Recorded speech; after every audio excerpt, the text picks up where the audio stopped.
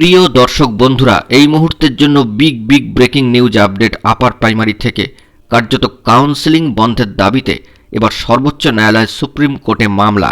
অত্যন্ত গুরুত্বপূর্ণ একটি চাঞ্চল্যকর খবর উঠে আসছে। মাথায় হাত কি তবে এবারে চাকরি প্রার্থীদের? বন্ধুরা, বিস্তারিত এই খবরে আলোচনা করছি। অবশ্যই ভিডিওটিকে শেষ পর্যন্ত শুনে বোঝার চেষ্টা করবেন ও চ্যানেলটিকে এখনই সাবস্ক্রাইব করে নিয়ে সঙ্গে থাকবেন। বন্ধুরা, এই মুহূর্তে দাঁড়িয়ে একটি হার্ট ব্রেকিং নিউজ আপডেট উঠে আসছে আপার প্রাইমারির ক্ষেত্রে। প্রায় 13,000-এর বেশি প্রার্থীর কাউন্সেলিংকে কেন্দ্র করে আবারও এক নয়া জটিলতা কিন্তু দেখা দিল। কাউন্সেলিং বন্ধের দাবিতে আবারও সর্বোচ্চ ন্যায়ালয় সুপ্রিম কোর্টে প্রার্থীদের একাংশ। মহামান্য কলকাতা হাইকোর্টের নির্দেশকে মান্যতা দিয়ে স্কুল সার্ভিস কমিশন আপার প্রাইমারির ক্ষেত্রে যে সমস্ত প্রার্থীরা এমপ্যানেলড এবং ওয়েট লিস্টেড রয়েছেন, সেখান থেকে প্যানেলভুক্ত প্রার্থীদের অর্থাৎ যারা এমপ্যানেল হয়েছেন তাদের কাউন্সেলিং প্রক্রিয়া কিন্তু কয়েক ধাপ এগিয়ে নিয়ে চলেছেন। এবার সেই কাউন্সেলিং বন্ধের দাবিতে কার্যত সর্বোচ্চ ন্যায়ালয়ের সুপ্রিম কোর্টের দ্বারস্থ হয়েছেন একাংশ। মহামান্য কলকাতা হাইকোর্টের নির্দেশে উচ্চ প্রাথমিকের 14,000-এর বেশি শূন্যপদে নিয়োগের কাউন্সেলিং প্রক্রিয়া শুরু করে দিয়েছে স্কুল সার্ভিস কমিশন।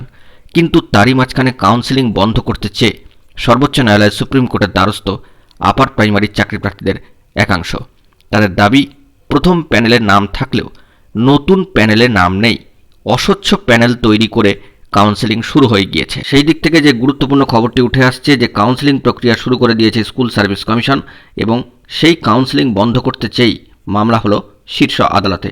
কাউন্সেলিং বন্ধের আবেদন জানিয়ে সম্মানীয় এক চাকরি প্রার্থী সহ মোট 35 জন আপার প্রাইমারির চাকরি প্রার্থী শীর্ষ আদালতে মামলা দায়ের করেছেন।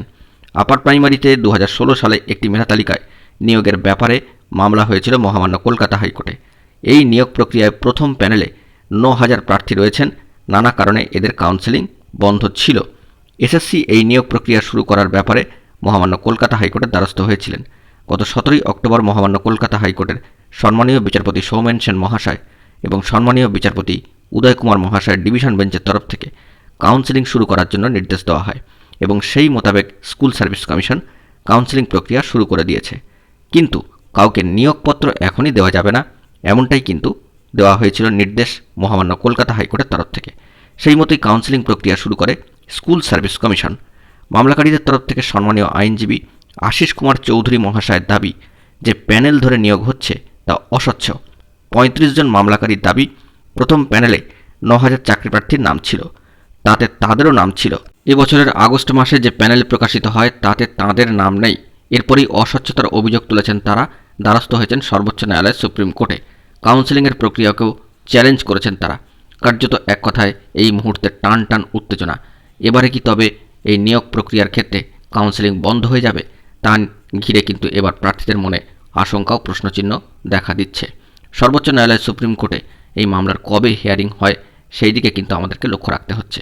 আপাতত এ বিষয়ে সামাজিক গণমাধ্যম সূত্রেই খবরটাই কিন্তু উঠে আসলো। বন্ধুরা, এখন এই পর্যন্তই। গুরুত্বপূর্ণ আপডেটগুলি পাওয়ার জন্য চ্যানেলটিকে এখনই তাই সাবস্ক্রাইব করে সঙ্গে থাকুন। ধন্যবাদ।